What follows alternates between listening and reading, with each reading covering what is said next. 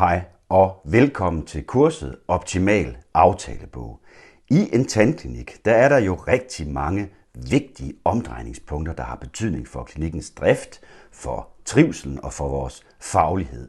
Og aftalebogen er bestemt et af de her meget vigtige omdrejningspunkter.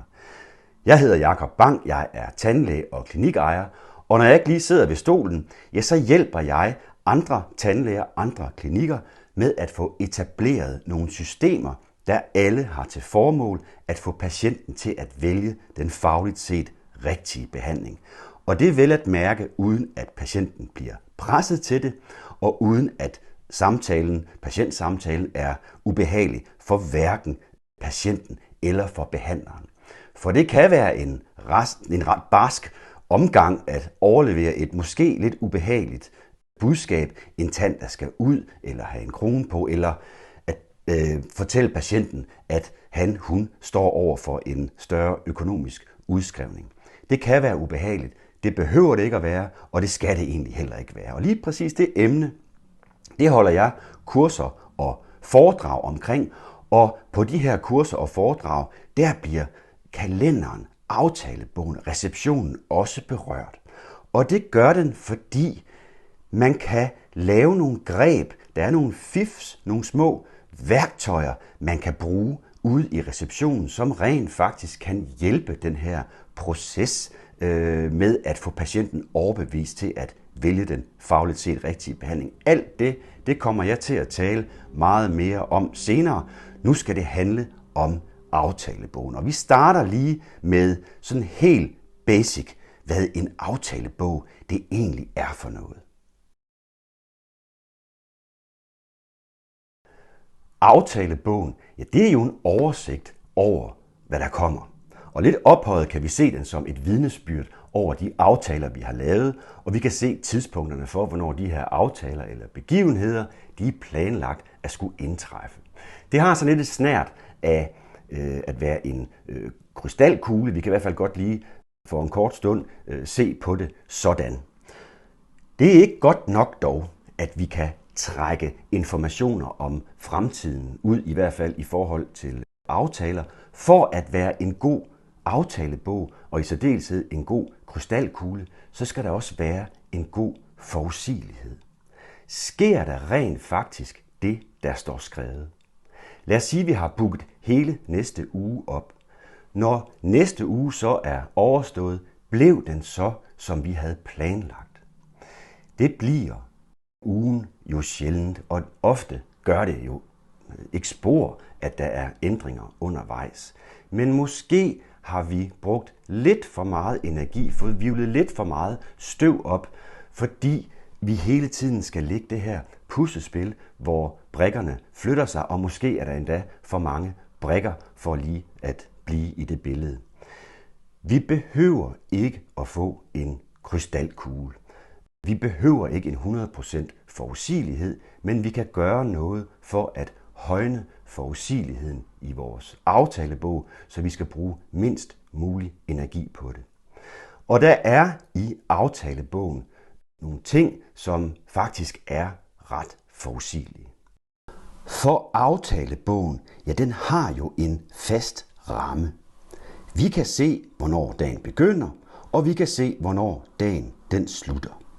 De fleste af os har også en frokostpause et eller andet sted midt på dagen, og den kan vi også se. Det er den faste ramme, og i den her ramme, ja, der kan vi så sætte forskellige ting ind, der ikke nødvendigvis har noget med patienter at gøre. Man kan kalde det for klinikpunkter. Det er for eksempel, hvornår vi har de faste personalemøder, hvornår klinikken holder juleferie. Det kan være, at der er et møde med en sælger, der gerne vil fortælle os om et helt fantastisk produkt. Det kan være, at der er en tekniker, der skal forbi og kigge på vores autoklave eller på vores server. Det kan være, at vi har en lidt længere frokostpause, fordi en elev bliver færdig, og vi har bestilt noget mad udefra og forlænger lige frokostpausen med en halv time. Og det kan være et punkt, hvor vi skal på kursus. Og inde i den her faste ramme og imellem de her klinikpunkter, ja, der har vi så plads til at fylde op med alt det, der har med patienter at gøre. Man kunne kalde det for de bevægelige dele. Og de bevægelige dele, jamen det er jo vores undersøgelser, behandlinger, kontroller, konsultationer, alt hvad der har med patienter at gøre. Så sidder der måske nogen og tænker, hos os er frokostpausen også en bevægelig del, for det er ikke ret tit, vi lige kan gå til pause på klokkeslættet, hvor det var planlagt. Og til det vil jeg sige, frokostpausen eller arbejdstiden generelt, det er en del af den faste ramme. Og grunden til, at man så ikke altid kan holde pausen eller have fri, når det var planlagt, jamen det er jo fordi nogle af de her bevægelige dele, de har bevæget sig ind i for eksempel frokostpausen. Når det skrider lidt i kalenderen, eller kalenderen ikke, det går ikke helt som det står skrevet, så skyldes det jo tit nogle uforudsete ting. Og måden vi så indretter vores kalender på, den gør os mere eller mindre sårbare for de her ændringer.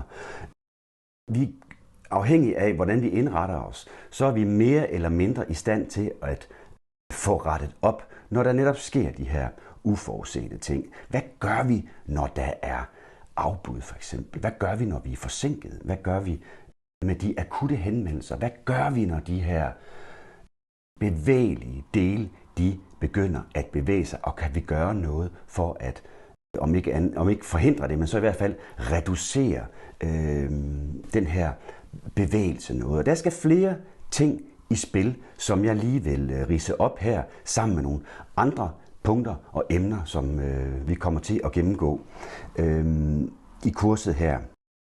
Der er blandt andet et tidspunkt, der er vigtigst at få fyldt op først, og en bestemt dag, vi kan bruge som en slags rettesnor for, hvor velsmurt vores bookingsystem det er.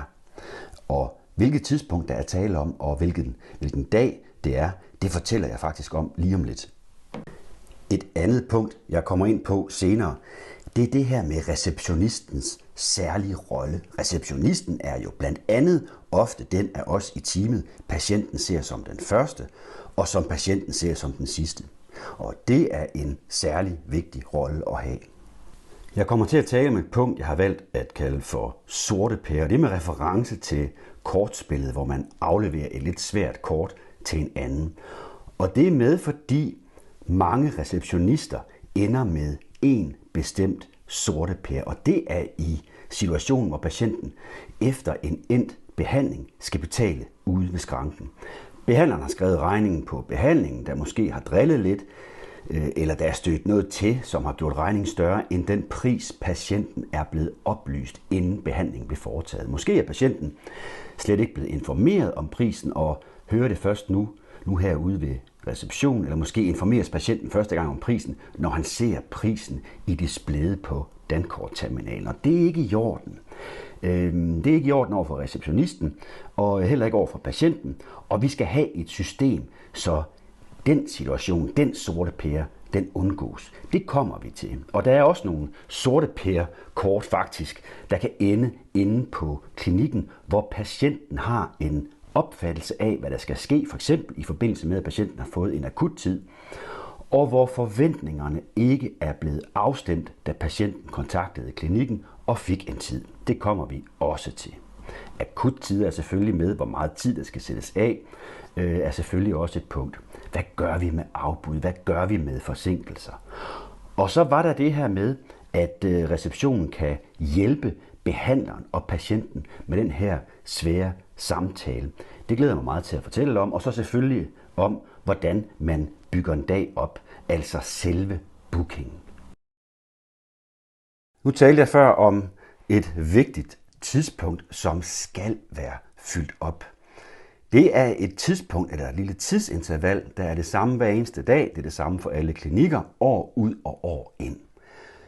Det tidspunkt, der skal være fyldt op, det er nu og 2 timer frem. Det er uhyre vigtigt.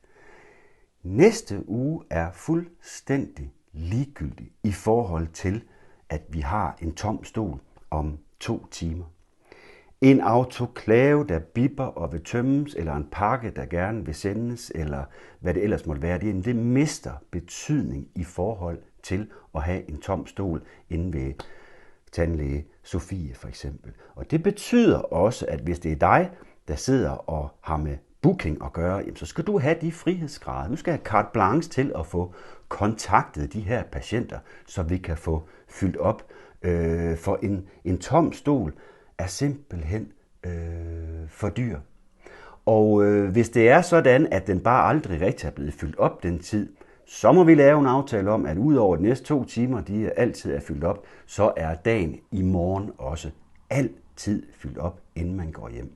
Medmindre man er 100% sikker på, at man kan få det fyldt op igen. Og nu sagde jeg carte blanche af frihedsgrader. Selvfølgelig, hvis vi har et eller andet uafviseligt, så kan vi ikke rende ud og ringe til patienter. Men det skal have meget, meget høj prioritet, hvis der er en tom plads i kalenderen om en time. Så talte jeg om, at der var en meget vigtig dag, vi kan bruge til at bruge som rettesnor, som målestok for, hvor velsmurt vores booking-system det er. Lad os nu sige, at dagen i dag er fyldt op, og dagen i morgen er også fyldt op. Hele næste uge er også fyldt op. Hvilken dag kan vi bruge som mål for at se, hvor gode vi er til at få booket? Er det i morgen? Er det i dag? Er det i næste uge? Det er ingen af dagene. Den dag, vi skal kigge på for at vurdere, hvor gode vi er, hvor velsmurt vores bookingsystem det er i går. I går er hugget i sten. Der kommer ikke flere afbud til i går. Der ringer ikke nogen patienter og gerne vil til, men kan ikke tage den i går. Den står fast og er hugget i sten, som sagt. Og den kan vi bruge som mål for, hvor gode vi har været til at få dels fyldt op, og også håndteret de uforudsete ting, de bevægelser, der måtte være kommet, og afbud, forsinkelser osv. Hvis vi kun kigger frem, så kan vi se, hvor gode vi er til at få fyldt op. Hvis vi kigger tilbage i tiden, så kan vi se, hvor gode vi har været til at håndtere de her bevægelser.